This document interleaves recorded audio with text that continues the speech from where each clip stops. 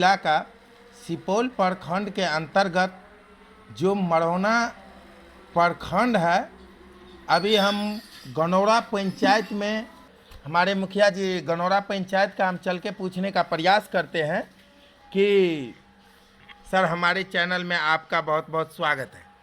Thank you Phuldev जी।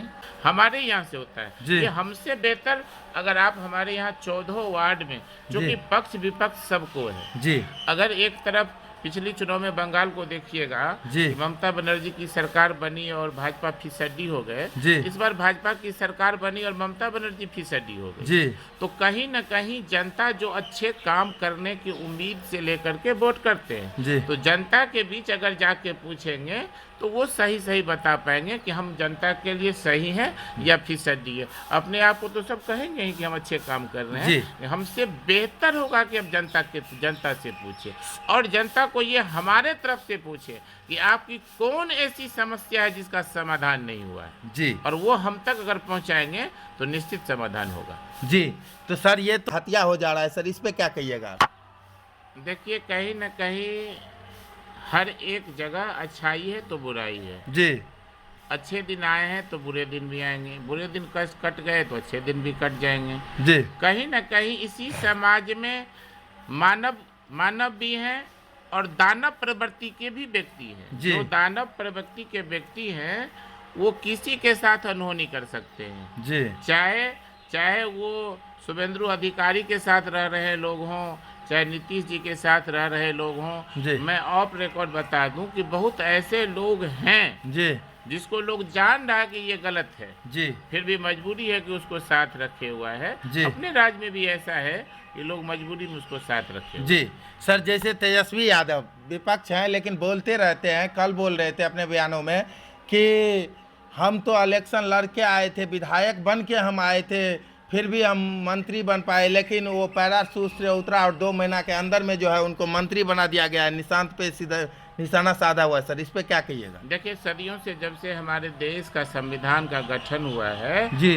कहीं न कहीं नियम को तोड़ मरोड़ करके काम होते आ रहा है। जी। सब सरकार में हुआ है। जी। क्या आपको ये सवाल कर रहे हैं, हम तेजस्वी जी के लाड़ प्यार को मानते हैं? जी। उनको कामना करते हैं कि वो कर्मठ व्यक्ति है, आगे बढ़े। जी। हमारी आकांक्षा भी है कि वो आगे बढ़े। जी। लेकिन उसी सरकार में जो आज मुख्यमंत्री बने हैं, जी, माननीय सम्राट चौधरी जी बिना किसी सदन के सदस्य रहते हुए, कम उम्र के रहते हुए मंत्री पद को पाए थे। जी। जिस समय में श्रीमती राबड़ी देवी जी मुख्यमंत्री हुआ करती थी। जी। तो जब अपना दामन अगर गंदा हो तो दूसरे के दामन पर दाग लगाने की कोशिश नहीं करनी चाहिए। जी।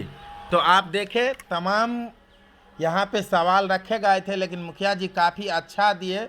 और सर, जाते जाते एक बात बताइए सर, जितना जो हम कम से कम 40-50 पंचायत घूम चुके हैं, लेकिन 40 पंचायत में जो है वहाँ पे मुखिया जी अच्छे तरीके से अपना कर्तव्य नहीं निभा पाते हैं, उसके लिए क्या कहना चाहेंगे? नहीं, वो निभावे, हम ऐसा करते हैं।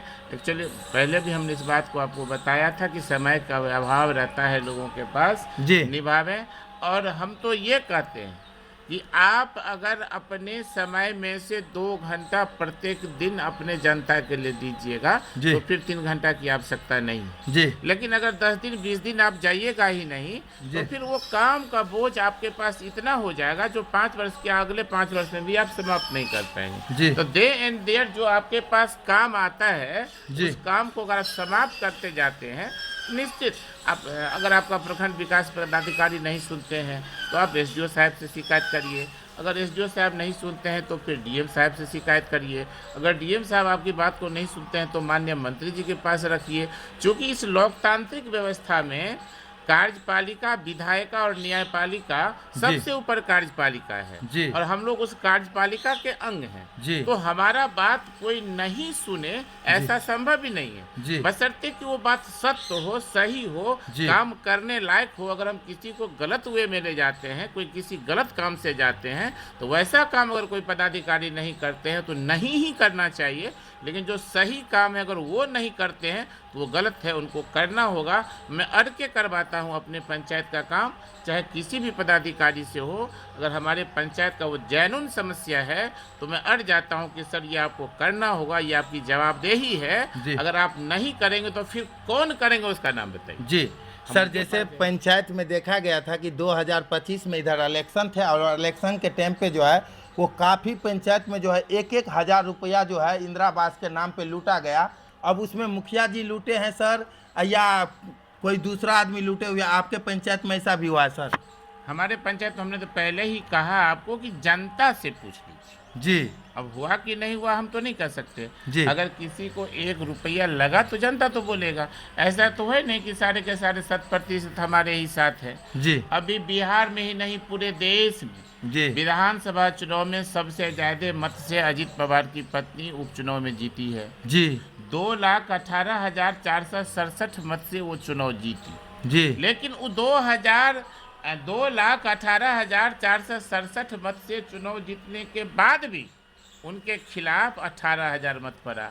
जी। तो अगर हम इस पंचायत के मुखिया हैं, यहाँ 6,000, 7,000, 6,500 के आसपास वोट गिरेगा, 8,000 के आसपास वोट है। हो सकता है हमारे पास हमारे साथ 4,000 हो, 4,500 हो, 5,000 हो, 6,000 हो, तो कुछ लोग तो विरोध में होंगे। जी।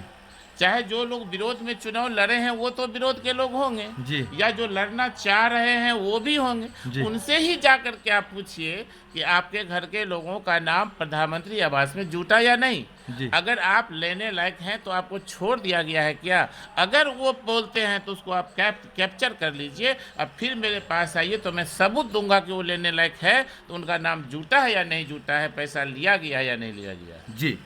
तो आप देखें तमाम मुद्दे पे बात हुए, लेकिन जितना मुखिया जी यहाँ पे दावा के साथ बोले हुए हैं, शायद ही आपको बिहार का 2% मुखिया जी होंगे जो इतना काम को अपने जिम्मेदारी से संभालते होंगे। क्योंकि मैंने 40 पंचायत घुमा और 40 पंचायत में मैंने आज फर्स्ट बारी देखा यहाँ पे आके कि पंचायत भवन जो है वो गनौरा पंचायत में बन के जो है वो रेडी हो गया है। उनका उद्घाटन भी हो गया और तमाम मुद्दा जो रहते हैं वो पंचायत भवन पे मुखिया जी खुद बैठ के जो है वहाँ पे समस्या का समाधान करने का प्रयास करते हैं। और जो भी मुखिया जी आज तक इस तरीके का काम नहीं कर पाए हैं वो आगे के लिए क्या कर पाएंगे वो आप लोग कमेंट करके ज़रूर बताएंगे। फिर मिलेंगे हम आपको एक नई सोच के साथ एक नई वीडियो में, तब तक के लिए जय हिंद।